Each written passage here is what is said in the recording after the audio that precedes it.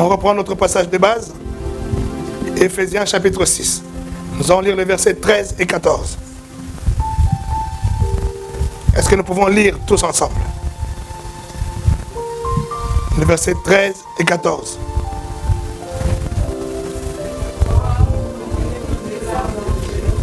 Afin de pouvoir résister dans le mauvais jour et tenir ferme après avoir tout surmonté.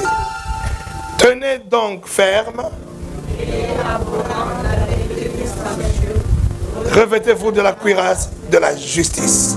Nous allons prendre encore Josué, chapitre 1er, au verset 8.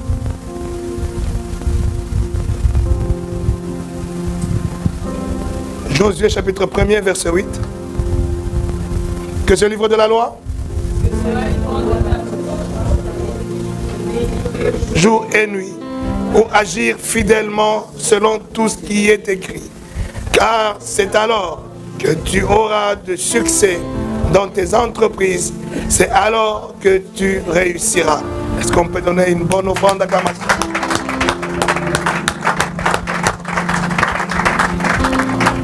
Je vais parler aujourd'hui à quelqu'un qui réussira. À quelqu'un qui va avoir du succès.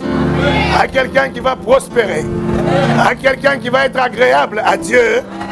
Agréable à Dieu parce que tu as foi en lui. Alléluia. Alléluia. Est-ce que je parle à des héros, à des héroïnes de Dieu, à des enfants de Dieu que j'appelle des héros, des héroïnes? Amen. C'était jeudi, je pense. Je disais que j'avais l'impression qu'on est parti trop vite. Avec toutes les armes de Dieu, on était déjà arrivé à la cuirasse, mais j'ai fait encore demi-tour. Je reviens encore à la ceinture, à la base. Parce qu'il faut qu'on aille pas à pas. Il faut que toutes ces armes de Dieu soient véritablement maîtrisées. Ces armes que Dieu nous donne soient des choses que vous allez véritablement les mettre sur vous. Vous savez, on commence par la ceinture. C'est parce que tout simplement, sans la ceinture, toutes les autres armes n'auront pas d'effet. Toutes les autres armes ne peuvent pas être soutenues. La ceinture est celle qui soutenait, même l'épée est accrochée à la ceinture. La ceinture soutient la cuirasse. Sans la ceinture, tu ne pourras pas. Vous savez, quand quelqu'un a mis un pantalon sans ceinture, il faut que ce soit un pantalon sur mesure. Hein? Bon, comme le mien, il est sur mesure, il n'y a pas de ceinture. Mais la ceinture, en fait, elle est faite déjà par le couturier. Mais il m'est arrivé une chose. Quand j'étais encore jeune, j'avais 17 ans ou 18 ans. J'ai été attaqué par un grand sportif. C'est un gars qui était très fort. C'était un judoka. Un judoka qui était très réputé. Il habitait dans le même quartier, mais c'était des gens qui eux, ils étaient un peu contre nous parce que nous, on était des playboys. On allait notre passion, c'était la musique et les nanas. Voilà. Et eux, c'était le sport. Alors, ils nous cherchaient des problèmes par tous les moyens. Le jour qu'il m'a trouvé un problème, il s'est dit, celui-là, je vais me le faire. Alors, il est descendu chez moi avec toute sa troupe de judokas pour me taper. Alors, vous voyez un homme qui a 2 têtes plus que moi, et balèze comme un armoire, mais quand il m'a attaqué, j'ai dit, mais qu'est-ce que je peux faire devant cet homme-là? Dans son élan, dans son élan de sportif, il voulait montrer à tout le monde comment il sait faire tous les mouvements de judoka, me porter en l'air, me jeter à gauche, à droite. J'ai dit, bon, lui là, il va certainement y arriver. Mais moi aussi, je vais y arriver.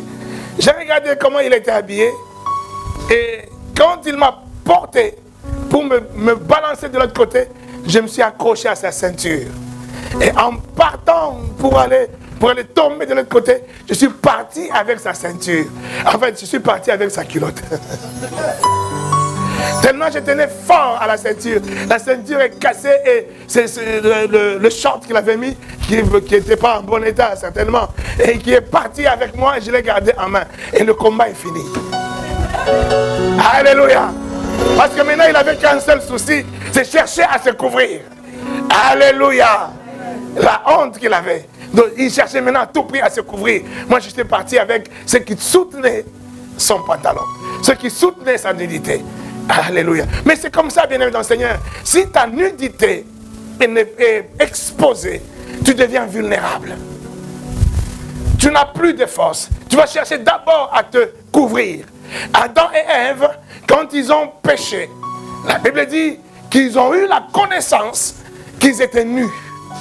Et ils ont eu comme réflexe d'aller chercher des feuilles de figuier pour se faire une ceinture. Alléluia. Et la ceinture pour cacher leur nudité. Parce que maintenant, ils étaient nus. La Bible dit encore, alors qu'avant, ils étaient nus, mais ils n'en avaient pas conscience et ils n'en avaient pas honte.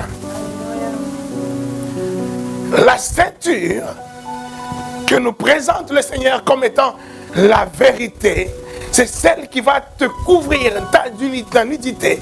C'est celle qui va maintenir toutes tes armes.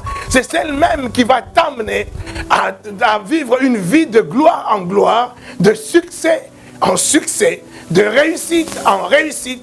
Est-ce que tu es que celui qui est en train de prendre maintenant la mesure de cette vérité comme ceinture? Parce que je vais t'amener à être l'homme qui va faire l'honneur à celui qui vit au-dedans de toi. Et Josué, qui vient d'être intronisé, Dieu vient de l'introniser à la place de Moïse. Moïse est un grand leader et qui a laissé des traces. Tout le monde était d'accord avec lui. Cet homme-là était exceptionnel.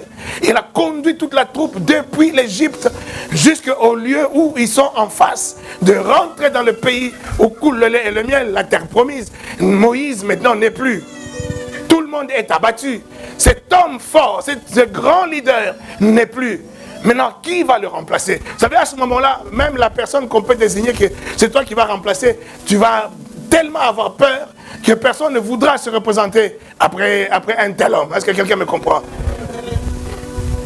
Après un grand leader, les gens qui doivent venir après, je peux vous dire, même quand nous prêchons, même dans des séminaires, je préfère prêcher en premier si je sais que je suis en train de prêcher avec des grosses pointures, avec des gens qui ont la matière, des gens qui ont l'expérience, des gens qui ont de la bouteille. Je préfère prêcher en premier parce que, tu vois, il peut prêcher en moi, et puis moi je vais monter, je vais dire, mais waouh, moi je vais dire quoi? Je vais dire quoi? Il a tout dit. Il a tout dit, il a tout fait, je vais dire quoi?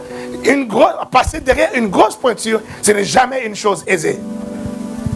Et Josué savait que là, on l'a désigné pour passer derrière Moïse. Waouh, ce grand leader Moïse, qu'est-ce que moi je vais faire, moi? Et Dieu savait que non, Josué est dans son inquiétude, et dans son mauvais jour, dans son cœur, est en train d'avoir peur. Et pour l'amener à se libérer, à ne pas avoir peur, il commence par lui dire, Josué, ton frère, ton père, Moïse, mon serviteur, est mort. Maintenant, je suis avec toi. Quelqu'un peut dire, Dieu est avec moi. Non, je veux dire, Dieu est avec toi.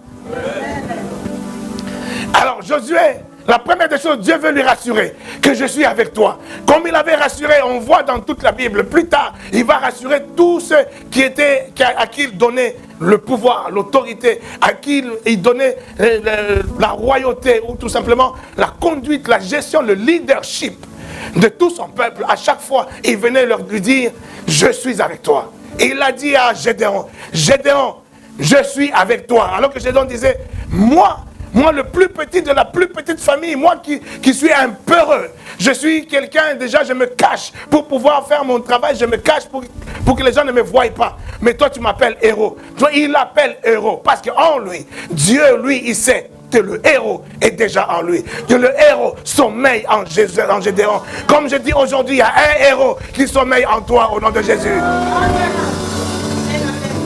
Il y a un leader qui sommeille en toi au nom de Jésus. Dieu veut t'appeler aujourd'hui, tu es mon leader. Et pour cela, il te dit, il dit à Gédéon, je suis avec toi. Si je suis avec toi, qui sera contre toi? Si je suis avec toi, qu'est-ce que toi tu ne pourras pas faire? Est-ce que quelqu'un me comprend? Dieu ne cherche pas que tu sois qualifié, mais s'il dit je suis avec toi, c'est parce que lui, il veut te qualifier.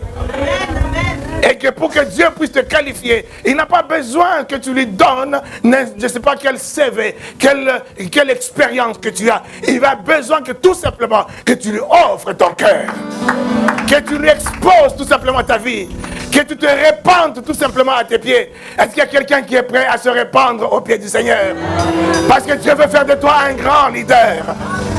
Alléluia. Voyez-vous, Josué, pareil, Dieu lui dit, je suis avec toi. Je suis avec toi. Et une autre manière de lui dire, je suis avec toi, il lui dit, que ce livre de la loi, ne s'éloigne point de ta bouche. Alléluia. Amen. Que ce livre de la loi, le livre de la loi, c'est le livre qui parle de lui-même, Dieu. C'est le livre de la loi, c'est le livre de Dieu. C'est le mode de vie selon Dieu. Est-ce que quelqu'un me comprend? Il est en train de dire que mon mode de vie, ou tout simplement ma manière de penser, le livre de la loi, c'est la manière de penser de Dieu. Que ma manière de penser ne s'éloigne pas de ta bouche. C'est en cela que tu sauras que je suis avec toi. Ah non, mais donne-moi un bon amen pour que j'explique encore. Il est en train de dire, je suis avec toi. Je t'informe que je suis avec toi. Et quand je t'informe, quand je te parle, quand je te le dis que je suis avec toi, tu prends connaissance de ce que je te dis et cette connaissance rentre en toi. Mais ce n'est pas suffisant. Il faut que cette connaissance aille dans une autre dimension.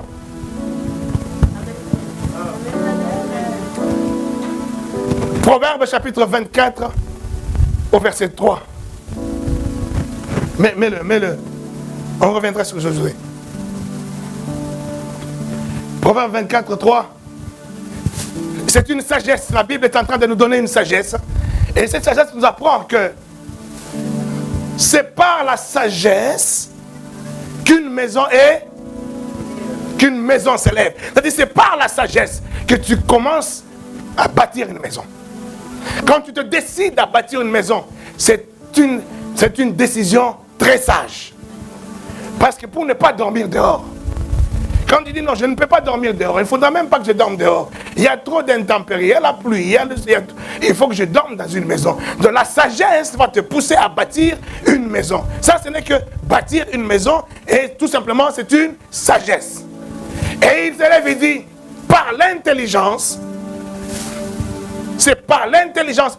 Mets la version français courant. C'est par l'intelligence que cette maison-là va se remplir. Amen. Tu as mis ça? Il faut de la sagesse pour construire une maison. Amen. Et il faut une sagesse. Une sagesse, c'est une connaissance qui est au-dedans de toi. Et par cette connaissance-là, tu sauras que non, je dois bâtir une maison pour ne pas être un SDF, pour ne pas dormir à l'air libre, pour ne pas dormir à la belle étoile. Je dois avoir une maison. C'est une sagesse qui est innée. C'est une connaissance qui est au fond de toi. À un enfant qui est né, on ne lui dit pas que non, tu dois apprendre à marcher. Même si on ne lui dit pas, cet enfant sait instinctivement qu'il doit apprendre à marcher. À un animal qui est né, à un chien qui est né, il n'y a personne qui vient apprendre au chien comment marcher à quatre pattes. Instinctivement, le chien, et lui-même, quand il commence, il sait que je dois apprendre à marcher à quatre pattes. Et il ne va pas dire, je suis chien, mais moi je vois mon maître là qui marche avec deux pieds, je vais marcher aussi avec deux pieds. Non, instinctivement en lui, il y a cette connaissance, cette sagesse qui va l'amener à chercher à marcher à quatre pattes. Et c'est cette sagesse-là qui va te pousser à se dire, je dois bâtir une maison. C'est une sagesse ou une connaissance instinctive, une connaissance innée qui est en toi. Et maintenant, cette connaissance, elle est très basse. Elle est très, très, très basse. Il faut monter en connaissance. Et la nouvelle connaissance, c'est l'intelligence qui est appelée ici, de l'intelligence pour rendre cette maison habitable. Alléluia. Dites amen pour que j'explique encore. Aujourd'hui, nous allons parler de quelque chose de très important. Parce que nous voyons la ceinture. On nous a parlé que nous devons prendre la ceinture qui est la vérité. Mais cette ceinture qui est la vérité qui est la parole de Dieu, la vérité qui est tout ce que Dieu a dit, pour la prendre, cette ceinture, la Bible nous dit dans Jean chapitre 8, verset 32, il nous dit, vous connaîtrez la vérité vous rendra libre. Vous connaîtrez la vérité et elle vous rendra libre. Et cette connaissance de la vérité, ce n'est pas la connaissance instinctive, ce n'est pas la connaissance innée, ce n'est pas la connaissance de la sagesse qu'on a vue, cette sagesse qui te fait dire je dois bâtir une maison. Ce n'est pas de cette connaissance-là qu'il s'agit pour connaître la vérité. Parce que si tu connais la vérité, c'est-à-dire, tu as eu l'information, et instinctivement, tu sais que non, je dois... Il y en a beaucoup parmi nous sont devenus chrétiens d'une manière instinctive. C'est-à-dire, tu as senti toi-même au fond de toi le besoin de Dieu. Que je dois être un enfant de Dieu. Je dois être un chrétien. Sans qu'on puisse vraiment te prêcher. Sans qu'on puisse vraiment t'apporter la parole de Dieu qui te convainc. Mais toi-même, tu sens au fond de toi que je dois être un enfant de Dieu. Est-ce que quelqu'un peut me dire Amen? Amen. C'est une connaissance qui t'amène au salut. Mais cette connaissance-là, elle est comme la connaissance ou la sagesse qui te pousse à dire je dois bâtir une maison. Elle est encore basse. C'est le plus bas niveau de la connaissance. Ce n'est pas de cette connaissance-là dont Jean est en train de nous dire que vous connaîtrez la vérité et la vérité vous rendra libre. Le connaître en grec de ce passage-là, c'est un mot grec qui veut dire ginosko. Ginosko, vous savez, quand on voit dans le français, des fois même dans l'anglais, dans certaines langues, les traductions souvent sont trompeuses. On verra partout, on va dire connaissance. Connaissance. Mais en fait, dans l'original en grec, ce n'est pas le même mot. Mais tous ces mots différents sont traduits par connaissance. Ce qui est connaissance dans Jean 8, 32 ne l'est pas. Par exemple, je vais prendre un exemple, 1 Corinthiens chapitre 8, le premier verset. Pour ce qui concerne les viandes sacrifiées aux idoles, nous savons que nous avons tous la connaissance. La connaissance enfle, mais la charité édifie. Il parle de connaissance. Il dit en ce qui concerne la viande consacrée aux idoles, nous savons tous que nous avons la connaissance. C'est-à-dire nous sommes tous au courant que une viande consacrée aux idoles, ce n'est pas bon pour nous. Alléluia. Cette connaissance est une connaissance intellectuelle. Une connaissance qu'on t'apprend, on te dit, est-ce que tu sais que, ah d'accord, ok, maintenant je le sais. Et il dit cette connaissance-là, c'est une connaissance qui est très limitée. Une connaissance, et j'aime bien ce qu'il dit à la fin, il dit la connaissance enfle, mais la charité dit édifie. Amen. Il dit la connaissance là, elle peut augmenter. Et quand elle augmente, je dirais même, cette connaissance-là est tellement limitée que quand elle augmente, elle rend même parfois et même souvent orgueilleux. Quelqu'un peut être, du fait que tu as fait des études, tu as appris beaucoup de choses. C'est une connaissance de ce qu'il est en train de dire, que nous connaissons en ce qui concerne les viandes sacrifiées aux idoles.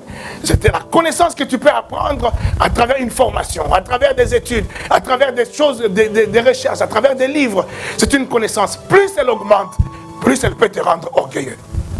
C'est pour cela que des fois aussi, quand tu vois quelqu'un qui a beaucoup de connaissances, même la connaissance biblique, quelqu'un qui explique très bien la Bible et qui est devenu orgueilleux, c'est que cette connaissance-là n'est pas montée au-dessus. Elle est restée une connaissance de base.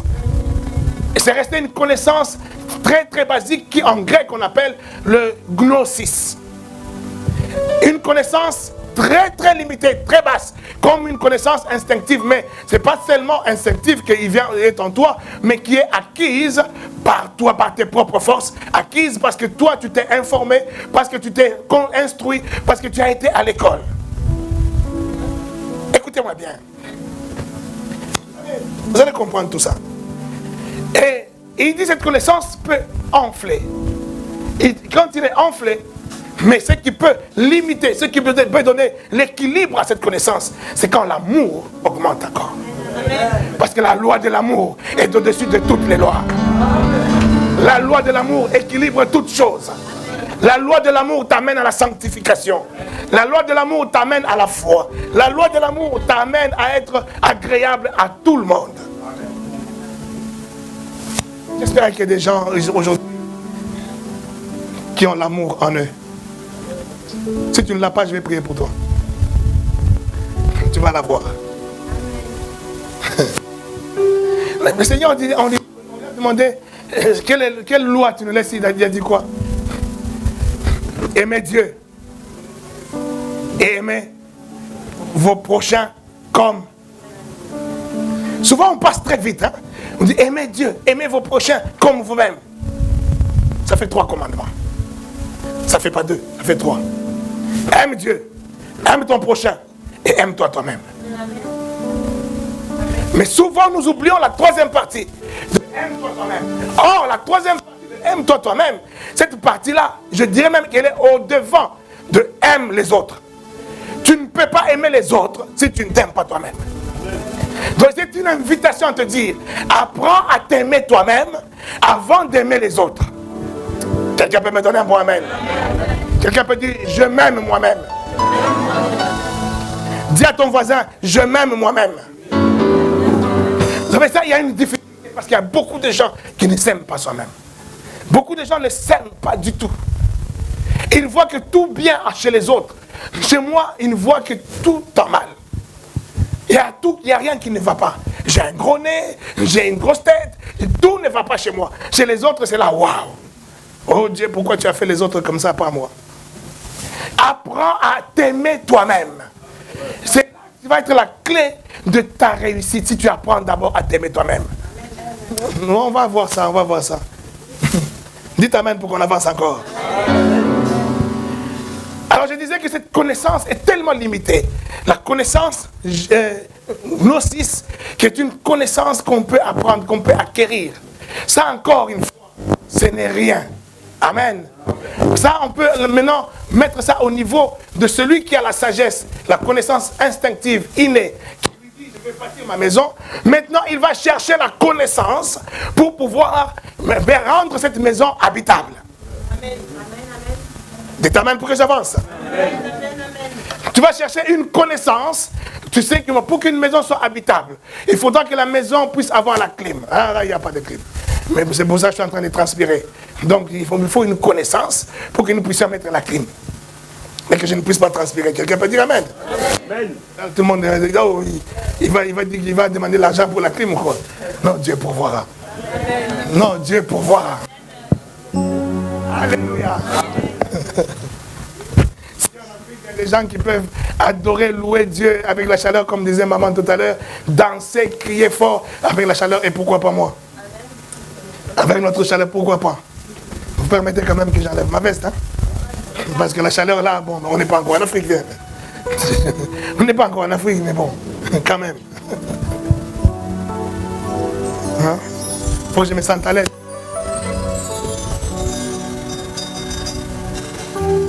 Revenons à notre connaissance. Il dit à Josué, médite cette parole jour et nuit. C'est une invitation à dire, Josué, tu as la connaissance maintenant que je suis avec toi.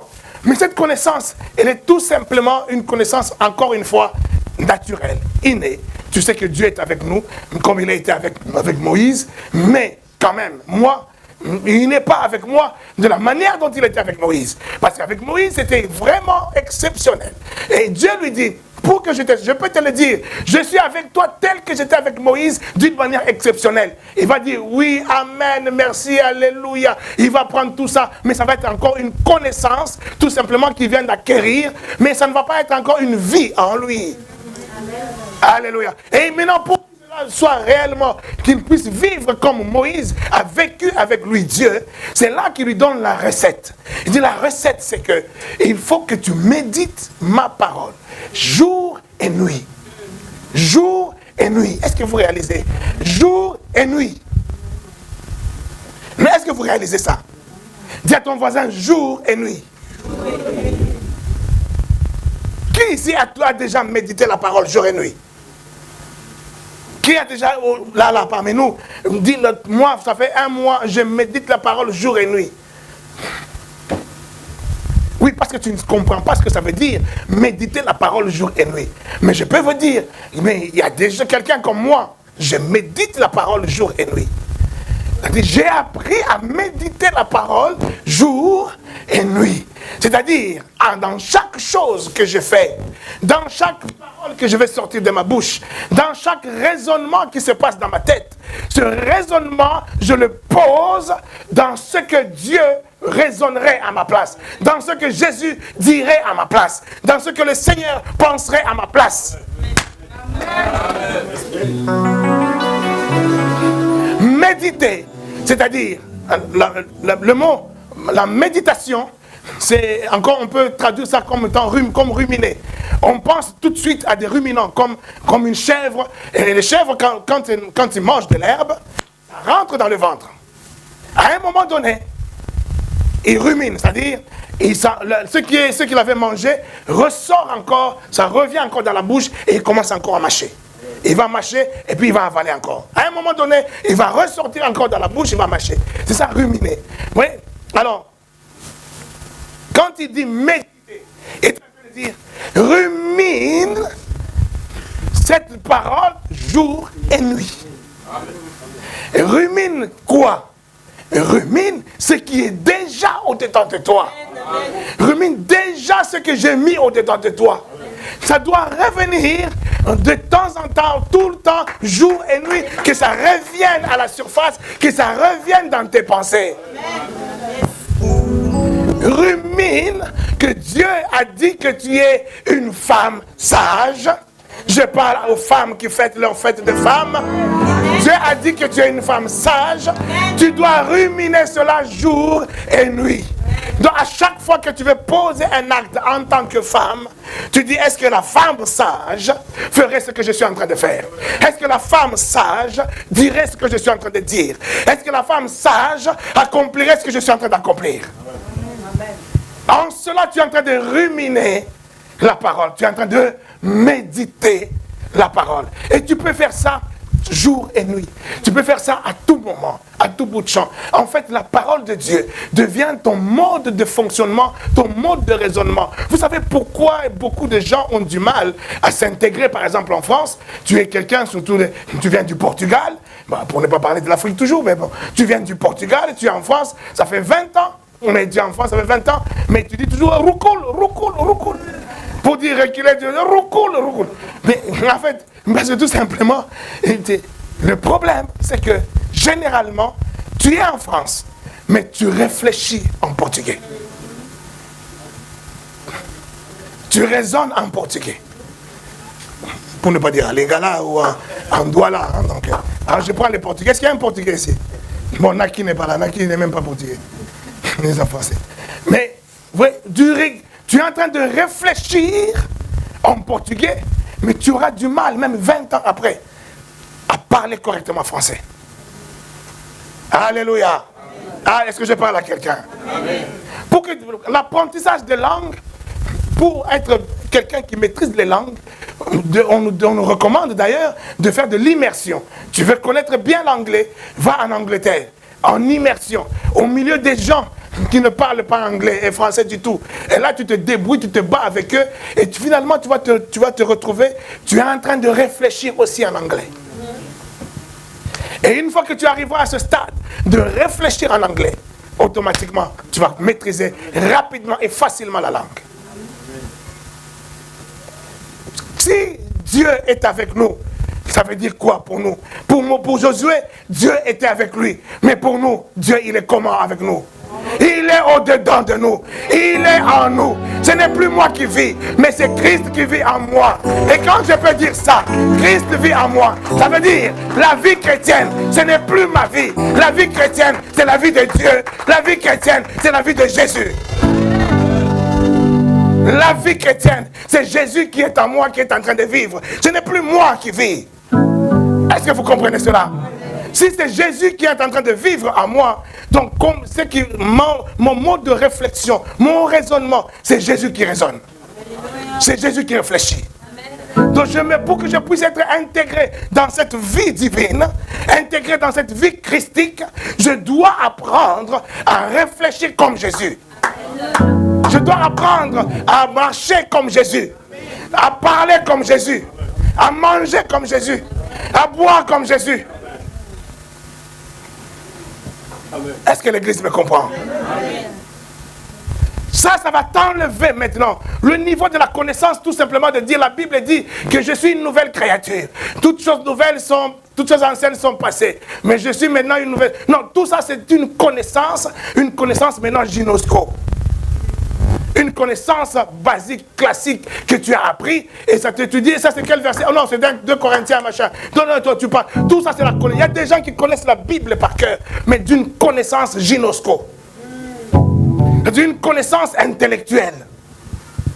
Une connaissance qui peut t'amener à être même un grand docteur. Je connais quelqu'un qui a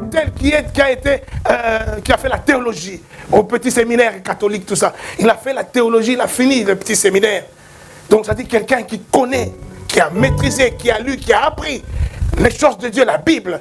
Mais cette personne, quand je l'ai connue, elle est devenue bouddhiste.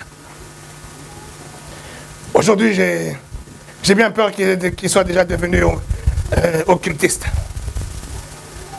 Mais avec la connaissance qu'il avait reçue en théologie, tu deviens occultiste aujourd'hui. Mais c'est normal. Cette connaissance, elle est restée au niveau d'une connaissance intellectuelle.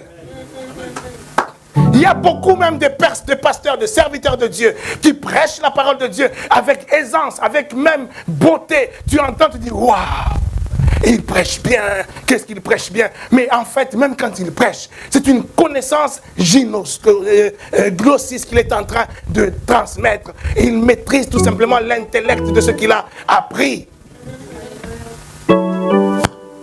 Mais ce n'est jamais rentré dans la dimension de ce que Dieu est en train d'appeler Josué à faire, afin qu'il ait le succès, afin qu'il puisse réussir, afin qu'il puisse rentrer dans la dimension divine. Et il n'a jamais eu la dimension de la méditation jour et nuit de la parole de Dieu. Parce que si tu rentres dans cette méditation, non, ce n'est pas possible qu'on te trouve en train de faire les choses contraires à ce que tu prêches. Non, ne suivez pas ce que je fais, mais suivez ce que je prêche. Non, mais ça, c'est une aberration. C'est une aberration.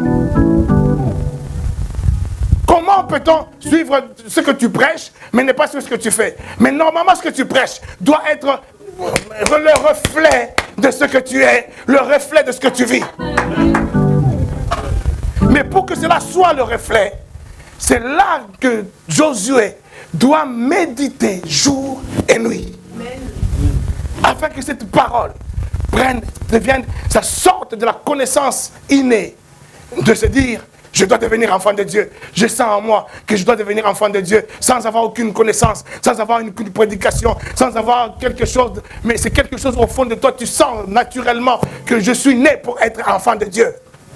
Je parle à quelqu'un qui est encore dans le monde, mais même dans le monde. Pourquoi quand tu vois un pasteur, quand tu vois un homme de Dieu, tu vois un frère, une soeur dans la vie, tu es automatiquement gêné, tu cherches automatiquement à l'attaquer. Mais vous qui priez, c'est parce qu'en toi, quelque chose te réclame. Parce qu'en toi, il y a quelque chose d'inné, quelque chose de naturel qui veut te dire que tu es né, tu as été créé pour devenir enfant de Dieu, pour devenir l'image et la ressemblance de Dieu. Il dit, quand vous entendez cette voix, n'endurcissez pas vos cœurs. Laisse ton cœur pénétrer par cette pensée, pénétrer par cette connaissance. Et maintenant, c'est à toi. Cette connaissance va t'amener à la foi. La foi qui va t'amener à être enfant de Dieu. Mais Pierre dit, ajoutez maintenant à la foi la connaissance. Or, tu as eu la connaissance qui t'a amené déjà à la foi. Mais cette connaissance, elle est basique, elle est terre à terre. C'est une connaissance qui est innée au-dedans de toi, instinctif. Où tu sais que tu sais que tu sais que Dieu est Dieu. Je sais que tout a été créé par Dieu. que personne ne me l'apprend. Les historiens disent que depuis que le monde est monde, quand ils font des fouilles, hier, il y a 2-3 jours, je voyais encore à la télé, ils avaient découvert, je ne sais pas, en Amérique latine, encore des vestiges d'une civilisation qui a 3000 ans, plus de 3500 ans, en Amérique latine. Et ce qu'ils ont découvert, ils ont découvert en fait des représentations divines. Et ils disent que ces gens-là, donc, c'était des adorateurs. C'est des gens qui croyaient en un Dieu. Tous les fouilles archéologiques nous le prouvent, nous le disent, que le monde, depuis que le monde est monde, l'homme a toujours cru qu'il existe un Dieu. L'homme a toujours eu le savoir que Dieu existe. L'athéisme, c'est quelque chose qui a commencé il n'y a pas très longtemps. Dans le siècle qu'on appelle le siècle des Lumières. Quand les gens ont commencé à développer la connaissance. Cette connaissance maintenant, qui peut enfler et qui te enfle aussi d'orgueil. Et cet orgueil maintenant qui te pousse à dire, non, Dieu n'existe pas. Si l'homme existe, Dieu n'existe pas. Si Dieu existe, l'homme n'existerait pas. Tout ça, c'est une connaissance que tu as acquise. Et l'ennemi vient au travers de cette connaissance pour t'éloigner de Dieu. Si tu n'as pas l'amour de Dieu qui est établi en toi pour donner l'équilibre à cette connaissance. Quelqu'un peut me dire amen. Amen.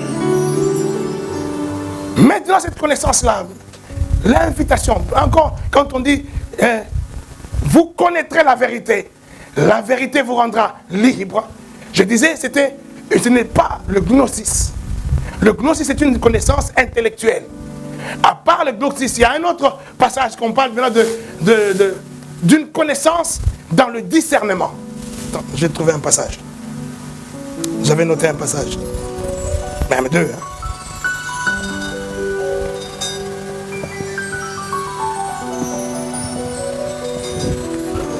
Ouais, le gnosis, la connaissance de base qu'on a vue là, c'est cette connaissance que Paul est en train de dire, toujours dans le combat, en disant, quand nous combattons pas contre la chair et le sang, mais nous faisons quoi? Nous renversons les raisonnements, nous renversons les connaissances. Alléluia. Mais ça, 2 Corinthiens 10:5. Ça, nous renversons les raisonnements et toute hauteur. Alléluia. Et toute hauteur qui s'élève contre quoi? Il dit quand nous combattons, quand nous prenons les armes de Dieu, c'est-à-dire quand tu prends la ceinture là, tu es en train de faire quoi? Il dit tu es en train de renverser le raisonnement et tu es en train de... Dites-le-moi. Tu es en train de faire quoi?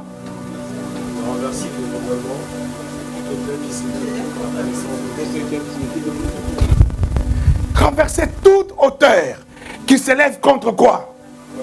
La connaissance de Dieu.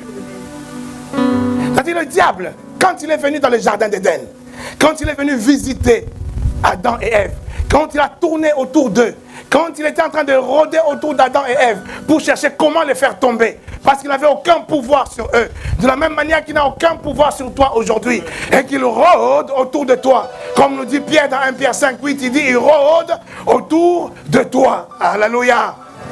Il était en train de rôder autour d'Adam et Ève, et il ne pouvait pas le toucher, mais il a trouvé l'astuce, il a trouvé le moyen de le toucher, c'est de renverser quoi? Renverser ceux qui connaissaient déjà.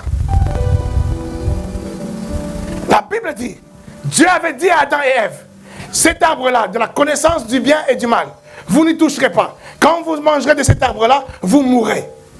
Ils ont la connaissance. Alléluia.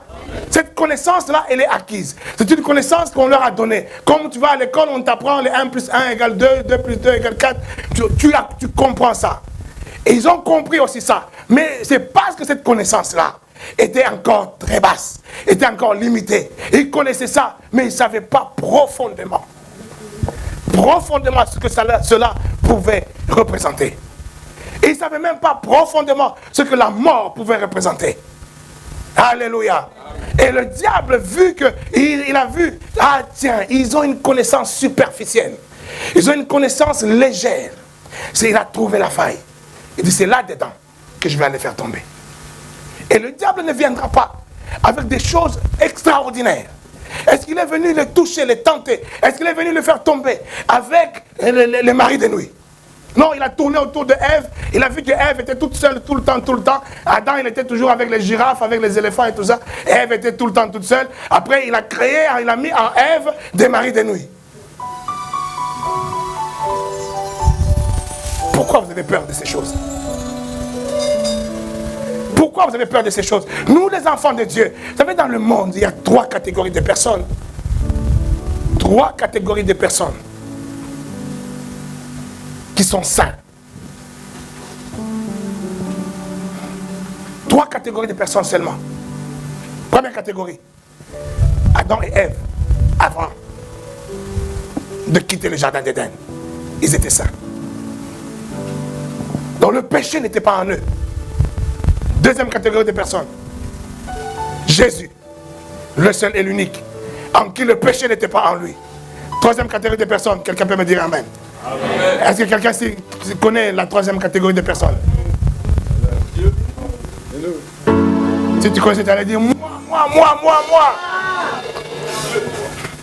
Tu es la troisième catégorie de personnes qui est saint. De 3 catégories, tu es la troisième personne qui est saint dans ce monde. Alléluia. Adam et Ève, ils étaient saints.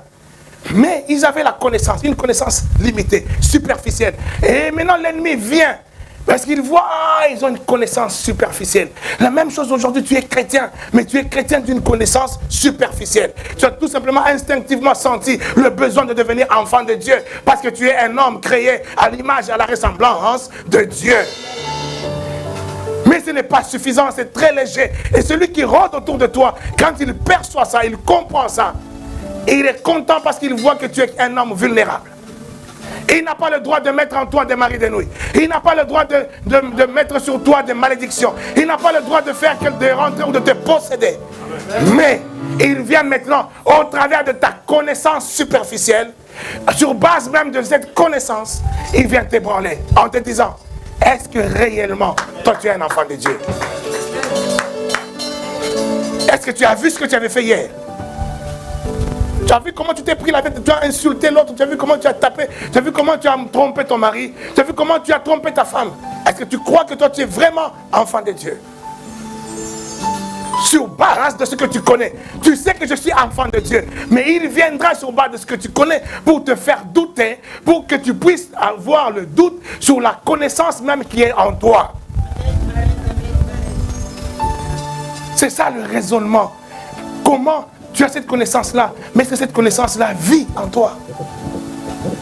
Si la connaissance-là vit en toi, tu sauras que peu importe ce que je suis, je ne suis pas quelqu'un qui peut aujourd'hui changer de catégorie et ne plus être l'enfant de mon père.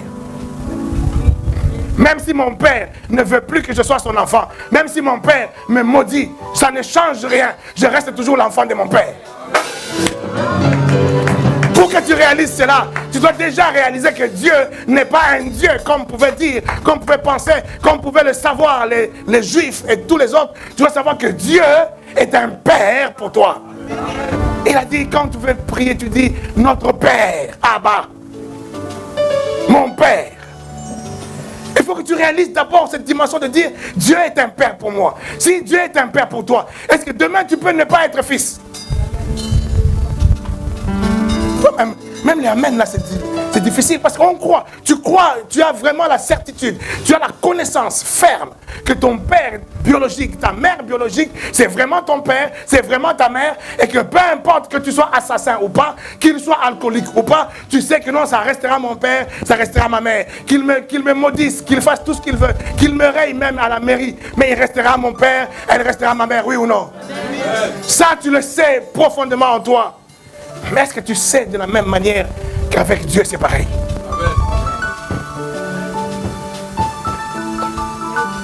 Tu sais que Dieu est ton Père. Mais est-ce que tu sais réellement que si Dieu est ton Père, tu ne peux plus ne plus être fils de ce Dieu-là? Oh! Oh! connaissance. C'est ça les dimensions de la connaissance. Ce n'est pas maîtriser la Bible, maîtriser tous les versets bibliques. Non, c'est aller en profondeur. Descendre au plus profond. Et quand nous renversons, écoutez, même quand on parle de l'amour, il dit par exemple, là je parle encore de la connaissance basique. Amen. Une connaissance superficielle. 1 Corinthiens 13, quand il parle de l'amour, il dit au verset 8, il dit, l'amour ne périt jamais. Les prophéties prendront fin. La prophétie, c'est quoi? La prophétie, c'est Dieu qui parle au travers d'un homme pour faire quoi? Pour édifier les hommes. Mais à un moment donné, l'homme n'aura plus besoin d'être édifié. Parce que l'homme sera rempli de toute la connaissance de Dieu. Pas une connaissance qui a été révélée, pas une connaissance qui a été acquise, mais une connaissance profonde. La Bible dit que la connaissance de Dieu remplira toute la terre comme l'eau remplit le fond de mer. L'eau remplit le fond de mer. Est-ce qu'il y a une goutte au fond de mer? Il y a une goutte d'air qui traîne là. Ça couvre totalement. Il n'y a pas de place même pour une bulle d'air. Dès que toi tu es dans l'eau, tu chasses un peu l'air. Cet air-là part tout de suite au-dessus. Tu vois quelqu'un qui est au-dessus, tu vois une goutte qui apparaît, l'eau disparaît. Et cet air-là disparaît. Parce qu'au fond de la mer, il n'y a pas de place même pour une bulle d'air. Il n'y en a pas. C'est rempli d'eau. Et il dit que la terre sera remplie de la connaissance de Dieu de la même manière. Alors, qui viendra me prophétiser? Il n'y aura plus besoin de me prophétiser. Alléluia. Il dit la prophétie finira, ça s'arrêtera. Et les langues, ça finira, ça s'arrêtera. Oh. Pourquoi ça s'arrêtera? Parler en langue, ça s'arrêtera pourquoi? Parce que quand nous parlons en langue, nous disons des mystères à Dieu. Ces mystères que nous disons sur nous-mêmes pour que Dieu, au travers de son intelligence de Dieu, transmet cette langue que nous parlons. Ce sont les anges qui sont au service de chacun de nous, qui prennent les choses que toi tu ignores, mais que Dieu lui-même transmet au travers de ta langue, mystérieusement. Il transmet aux anges qui commencent à opérer pour édifier ta propre vie. C'est pour cela que je t'exhorte, bien-aimé dans le Seigneur, il faut que tu fasses tout pour que tu parles en langue, parce que c'est une chose importante pour ta croissance spirituelle. Le parler en langue, c'est un mystère qui t'édifie d'abord toi-même, qui vient te bâtir toi-même. C'est-à-dire quand je me sens faible, je me réveille, le matin je me sens faible, je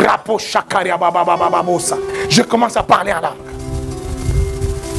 Dans la journée, j'ai un moment, un trou, je me sens faible, je commence à parler en langue. J'ai besoin de quelque chose. Il y a des moments où tu sens que j'ai besoin de quelque chose, mais je ne sais pas quoi exactement. Je ne sais pas vraiment quoi, mais je me sens triste, je me sens bizarre, je sens qu'il me faut quelque chose, mais je ne réalise pas vraiment quoi. Ce n'est pas l'Esprit de Dieu qui vient te saisir. Après, non, ce n'est pas pareil. Il y a deux types de parler en langue que la Bible nous parle dans 1 Corinthiens chapitre 14. Il y a le parler en langue qu'on appelle la prophétie. Là, c'est le Saint-Esprit qui te saisit et tu commences à parler en langue sans ton bon vouloir. L'Esprit te saisit et t'amène à parler en langue.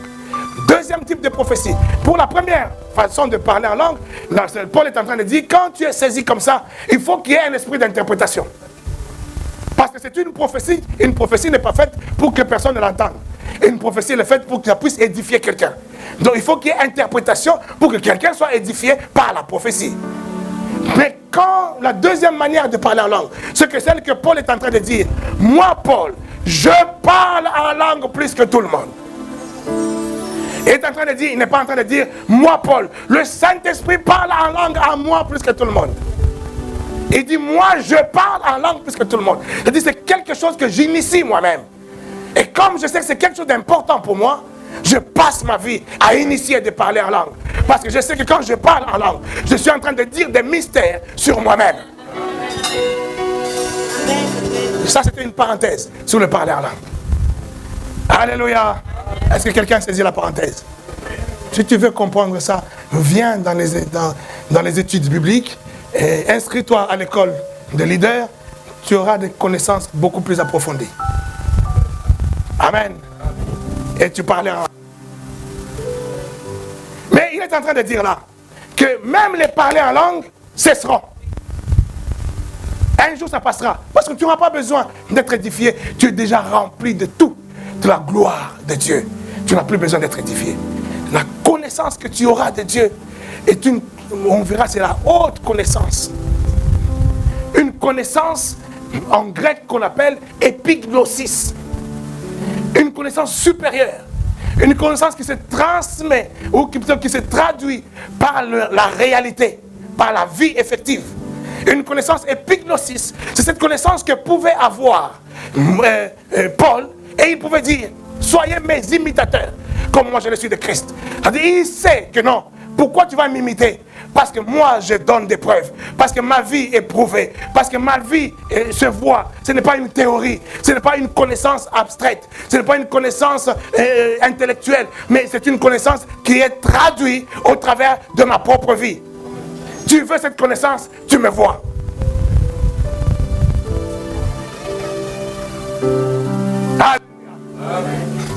De la manière dont les disciples ont été enseignés par le Seigneur lui-même, ils ont été enseignés en grande partie par les choses qu'ils voyaient le Seigneur faire, par son mode de vie, sa façon de parler. Il n'a pas dit, écoutez, vous devez commencer à parler comme ça, vous devez commencer à marcher comme ça. Et ils ont vu. C'est pour ça qu'on les a appelés chrétiens. Ils sont comme Christ. Ils sont en train d'agir comme Christ. Ils marchent comme Christ. Pas parce qu'ils prêchent comme Christ. Non. Leur vie ressemble à la vie de Christ. Pour arriver à ce niveau-là, cette vie-là doit être le résultat, doit être le fruit de l'épignosis. Le fruit d'une connaissance supérieure. Et il dit que les langues vont disparaître. Et il dit quoi encore? La connaissance. La connaissance disparaîtra. Alors tu vas dire, oh mais alors, parce que même cette connaissance-là, elle disparaîtra. La connaissance dont il parle là, c'est cette connaissance-là, gnosis. Une connaissance de quelque chose qu'on t'informe, quelque chose que tu apprends et que tu acquiers, que tu as appris. Que. C'est cette connaissance-là qui disparaîtra. Mais cette connaissance disparaîtra parce qu'elle sera remplacée par l'épignosis, qui est la connaissance supérieure. Une connaissance profonde. Une connaissance qui ne laisse pas la place au doute. Une connaissance qui devient ta vie. C'est là que tu peux dire, ce n'est plus moi qui vis, c'est Christ qui vit en moi. Est-ce que vous comprenez ça? Il faut faire attention, bien aimé Seigneur. Il y a beaucoup de passages dans la Bible. Il faut, pour bien les lire, il faut bien les comprendre selon le contexte. Les passages bibliques, quand tu le prends, tu le sors du contexte, ça devient un prétexte. Tu cherches un prétexte. Sinon, pourquoi tu vas le sortir du contexte? Est-ce que quelqu'un me comprend? Est-ce que quelqu'un me comprend? Vous savez, des choses, des fois même que nous prêchons, moi je rigole chaque fois, je dis, mais Dieu là où il est, il s'est dit, ça aussi c'est moi qui l'avais dit. Ah bon? Ça aussi c'était moi qui l'avais dit. Et pour que Dieu dise ça, ça va être généralement des passages bibliques que les gens ont pris et ont sorti du contexte. Ça devient un prétexte pour faire comprendre les gens. Ça devient un prétexte pour faire comprendre aux gens que moi je connais. Un prétexte pour amener les gens de force à adhérer à ton raisonnement ou à ta connaissance. Tu n'as pas besoin de chercher des contextes ou des prétextes pour pouvoir faire comprendre à quelqu'un la parole de Dieu. La personne, tu as besoin de méditer jour et nuit la parole de Dieu pour que cela devienne ta vie. Je n'ai pas besoin de te manipuler pour que tu comprennes.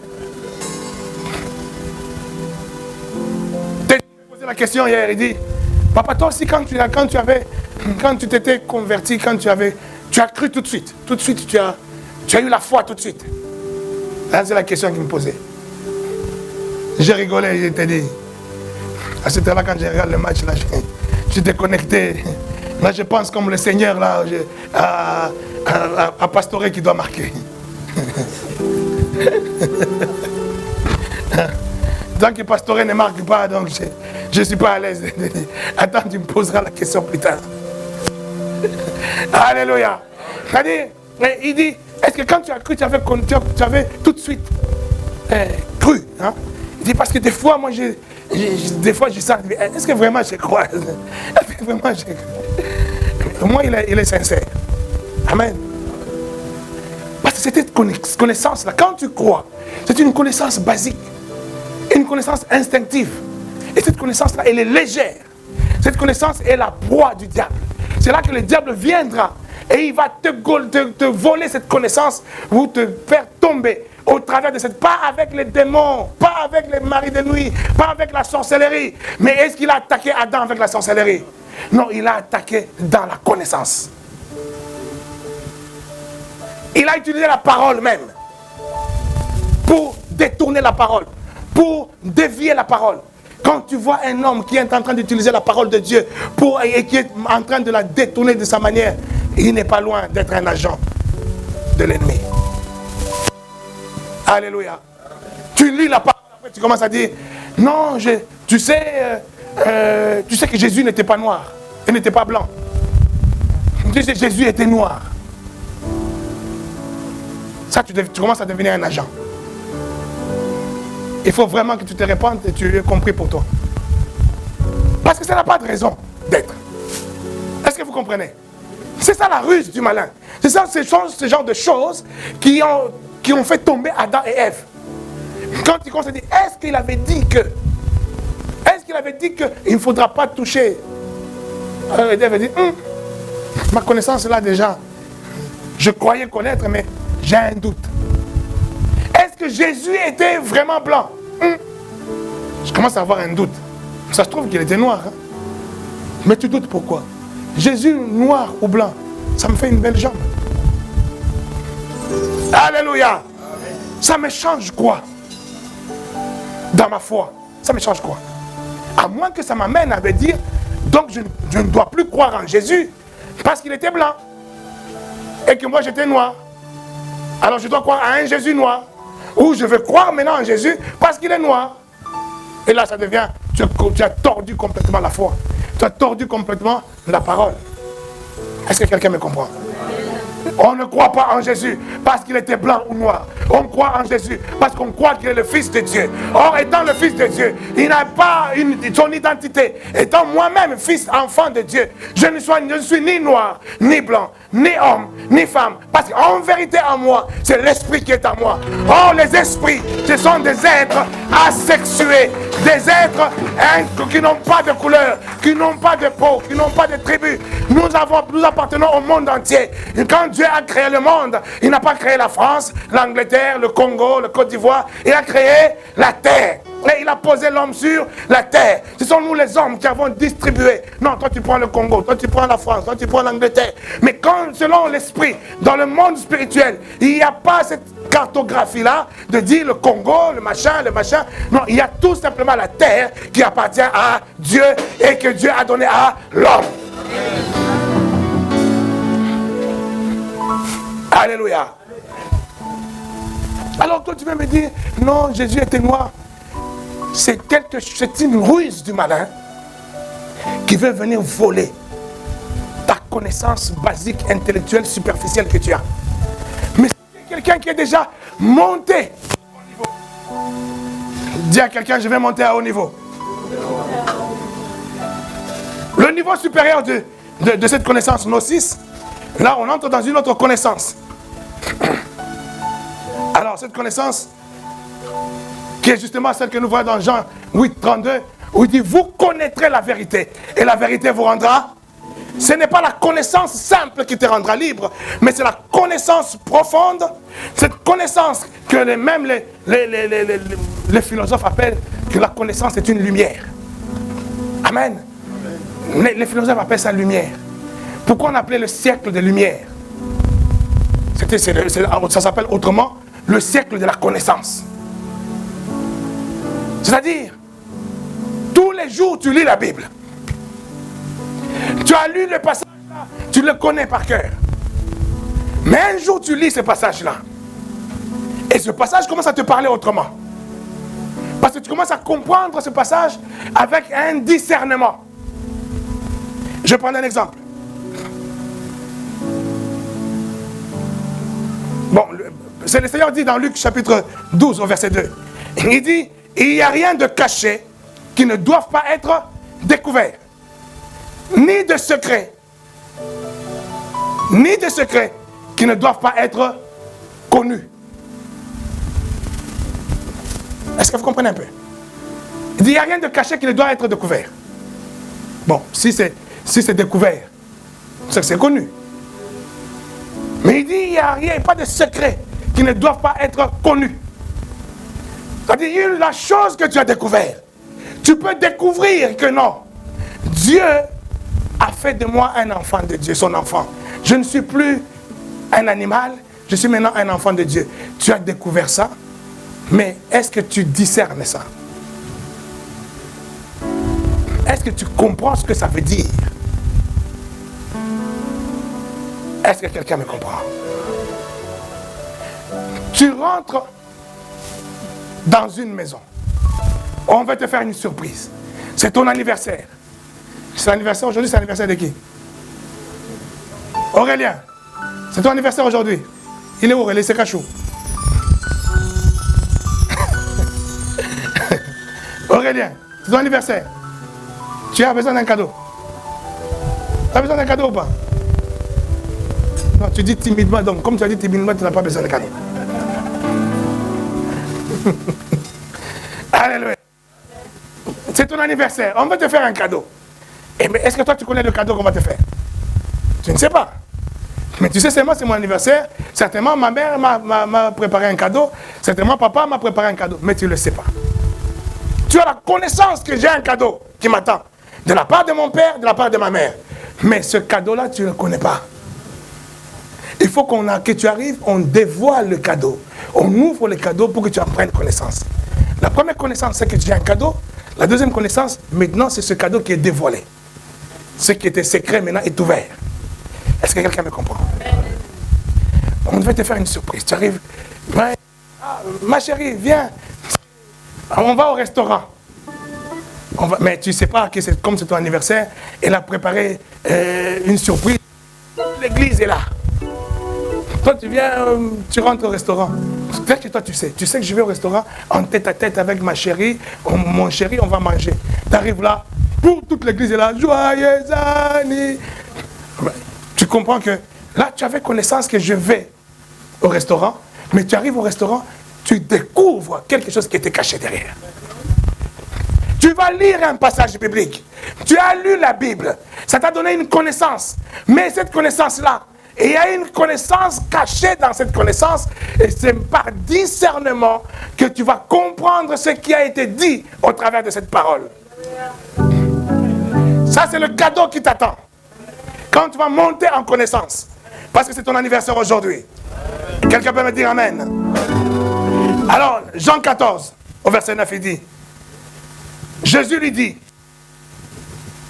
il y a si longtemps, j'ai dit Jean 14, verset 9, hein? Jésus lui dit, il y a si longtemps que je suis avec vous et tu ne m'as pas connu, Philippe. Celui qui m'a vu a vu le Père. Comment dis-tu, montre-nous le Père? Est-ce que vous comprenez ça? Le Seigneur pose la question à ses disciples. Et il commence à leur dire, maintenant je vais partir, je vais m'en aller, ainsi de suite. Et là, Philippe il dit, Seigneur, bon, comme tu es en train d'insister que tu vas t'en aller, nous, Pierre il a dit tout à l'heure, là, tu n'iras nulle part, nous, on est avec toi, on te suivra partout, tu vas dire, arrête de moi Satan et tout ça. Non, mais alors, si tu veux t'en aller, tu peux t'en aller, mais montre-nous alors le Père. Hein? Si toi tu veux t'en aller, tant pis pour toi, mais au moins montre-nous le Père.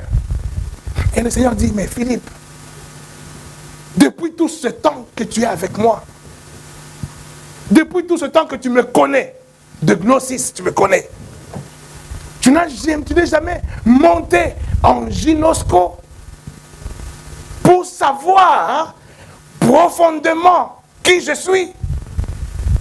Si tu as su gynosco en profondeur qui je suis, tu ne m'aurais pas posé cette question parce que tu aurais su que le Père est en moi et moi je suis dans le Père. Là, on rentre dans une connaissance Une connaissance par le discernement. Une connaissance qui est une révélation qui doit être comprise au niveau de l'esprit. Pas au niveau de l'intellect, mais au niveau de l'esprit.